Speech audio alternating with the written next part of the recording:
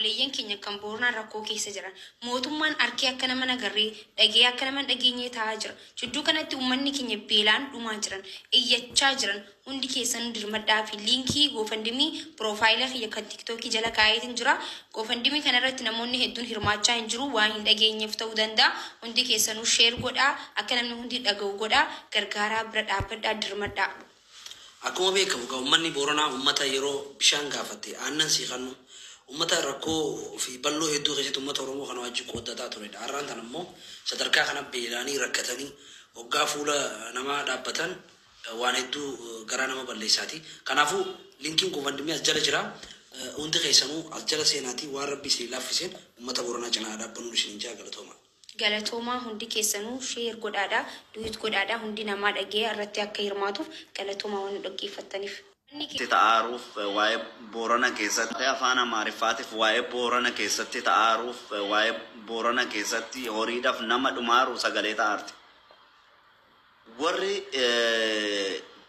gosummaan laphee isaanii keessa gadi galee laphee isaanii duuche koomentiidhaan achi galanii maal jedhaa jira seetan. Waa'ee keenya siniin galchuu nurraa ta'a. Yaa Waaqayyo. Ardii tana akka bishaanitti bukeessitee walitti nu bukeessuu dhiisuu keetiif baay'ee si galateeffanna. Lafa sinirraa fuuna hin jenne Boorana nuu kennaa hin jenne sagalee ta'aaran malee. Ammallee gisee ammaa kanallee maal qaba gosummaa dhiisneet Boorana keessatti akka ta'aaru hundi keenya hin beekna. Maal ta'a sagalee hootaane gadi baane. Ara nu dhiisaa gadi rabbii jedhaa nu dhiisaa. እየሞቱ ነው ያሉት። ትኩረት ለቦረና ህዝብ ለሚመለከተው የመንግስት አካልና ለክልሉ መስተዳደር ይህን ቪዲዮ አድርሱልኝ። ውሃ ሲጠየቅ ወተት የሚያጠጣው የቦረና ህዝብ በጥማትና በረሃብ እንደ ቅጠል እየረገፈ ነው። እየሞቱ ነው ያሉት። ትኩረት ለቦረና ህዝብ ለሚመለከተው የመንግስት አካልና ለክልሉ መስተዳደር ይህን ቪዲዮ አድርሱልኝ። እና በተወሰኑ ክልሎች በተፈጠረ ድርቅ የሞቱ ከብቶች ናቸው። ህዝቡም እንደዛው ነው። አፋጣኝ የሆነ ሰብአዊ ድጋፍ ይፈልጋል። ቢሆንም ግን ሚዲያዎች ተገቢውን ሽፋን እየሰጡት አይገኙም። እባካችሁ ለእነዚህ ምስኪን ህዝቦች ድምጽ እንሆናቸው። በገንዘባችን እንኳን መደገፍ ካልቻለን ይህን ቪዲዮ ለብዙ ሰዎችና ለመንግስት ባለስልጣኖች እንዲደርስ አድርገን ሼር እናድርግ። እንደዚህ በአሰቃቂ ሁኔታ በየመንገዱ ወድቀው የምታያቸው ከብቶች በቦረና በተወሰኑ ክልሎች በተፈጠረ ድርቅ የሞቱ ከብቶች ናቸው። ህዝቡም እንደዛው ነው። አፋጣኝ የሆነ ሰብአዊ ድጋፍ ይፈልጋል። ቢሆንም ግን ሚዲያዎች ተገቢውን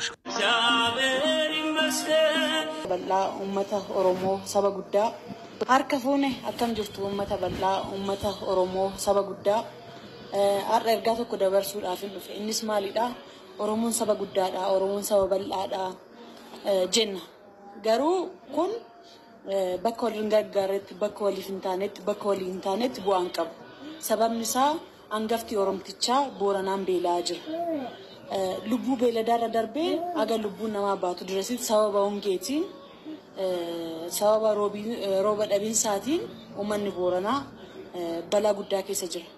Kanaaf nuti gama keenyaan maal gochaa jirra? Uummata kana bira akkamitti dhaabbanna kan jedhu gaaffii kooti gaaffii keessanis gaaffii nama hundaati. Kanaaf gaaffii kana gara hojiitti deebisnee hundumti keenyayyuu uummata Booranaa cinaa dhaabbannu sin jedha. Karaa dandeessaniin waan dandeessaniin uummata koo hangafticha Booranaa bira dhaabbannu galatooma ulfaadhaa. Uummanni kun beelaan dhume yoo dhume booda eenyuun bulchita? Uummanni dhumeera taanaan mangistii ta'uunis hin jiru bara. Maal jetta mangistii? Namoonni immoo dhageettii qabdan artistoonni keenya hundumti keenya namoonni dhageettii qabnu maaf sagaleen ta'an uummata kanaaf uummanni guyyuma guyyaan beelaan dhumaa jira bara. Hundumti keenya ana dabalate artistoonni keenya namoonni dhageettii qabdan OBN, OBS, miidiyaan Oromoo hundi uummata kanaaf sagalee haa ta'an. Akkaataatti wal argine walitti mari'anne uummata keenyaaf qaqqabuu dandeenyutti haa mari'annu. Ani eessattis akkamittis ta'e uummata koo bira dhaabbadhuuf qophii iddoo barbaadanitti na waama. Maaliif Bujumburaan ta'in ni dhufa uummata koo bira dhaabbadha. Boorana beelarraa haa oolchinu. Boorana fixee amma garuu ቦራኔ ቤላው ጁንጌ ካናን ዱርሎን ቦራና ፊቴ አምጋር ልቡ ነማ ደርቤ ጅራ ጀቹ ወኒ ከነም ጩፋ ቁብን ቀባ ጀደ ያዳ ገሩ ማን ቶልቺና ዋን ጀዱራት ዳሶፍ ነጋሪ ፈከኛ ፊ ገርጋርስ ከሚርስ ሐሳቡን አም ኡልፋታ ከተይና ጋላድ ገሩ ነም ሶዶማን ነም ዲደማን ኢጃራምተኒ አክሪዮታ ተኩል ቤክቲ ጀቹዳ ዋና ከስ ወሊ ቀበተኒ ነም ቶክበኪ ቡፈተኒ ነም ማንታን ቶክጀቹ አክሰኒ ጌስቶቹ እንደተኒ ከናፍ አተተማን ገርጋርስ ከን በርባዳ ቦራን ብራዳ ባኑ Angafa Oromtichaa Booranni beelaa jira. Hongeen kaan dura horii isaanii filoon isaanii jalaa fixe amma jabaatee uummata fixaa jira. Kanaaf hundi keenya walitti gurmoomnee waan dandeenyu akka isaan bira dhaabannu ergaa koo dabarsuu barbaada. Booranaa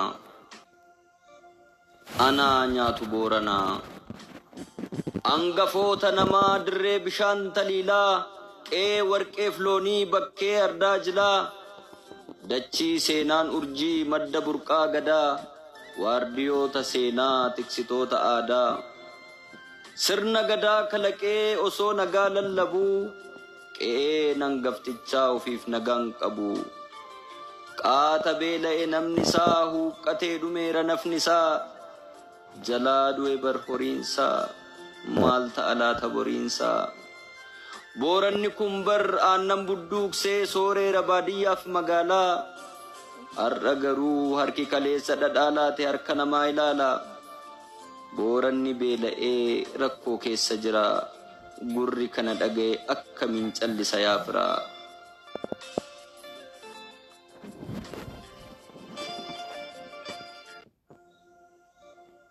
anaa nyaatu Booranaa kanaaf hundi keessaniyyuu warri humna qabdan humna keessanii warri humna hin qabne ammoo ergaa walii daddabarsuun Booranaaf haa qaqqabnu. Beelli beellaman qabu. Hangafni Oromtichaa warri gaafa bishaan gaafatan aannan namaa laatu. Qabeenya isaa loowwaniin kan beekamu Booranni rakkoo hamaa keessa jira. Sababa hongeetiin beelli itti seeneera. Maraan nu qaqqabaa jechaa jiru. Kanaaf hundi keessaniyyuu warri humna qabdan humna keessanii warri humna hin qabne ammoo ergaa walii daddabarsuun Booranaaf haa qaqqabnu. ቤሊ ቤለመን ቀብ ብዙዎች እንግዲህ እስቲ ለቦር እንዴት ናችሁ? ሰላም ናችሁ ወይ? ዛሬ መጣት እንግዲህ ለቦርና ድምጽ ለመሆን ነበር።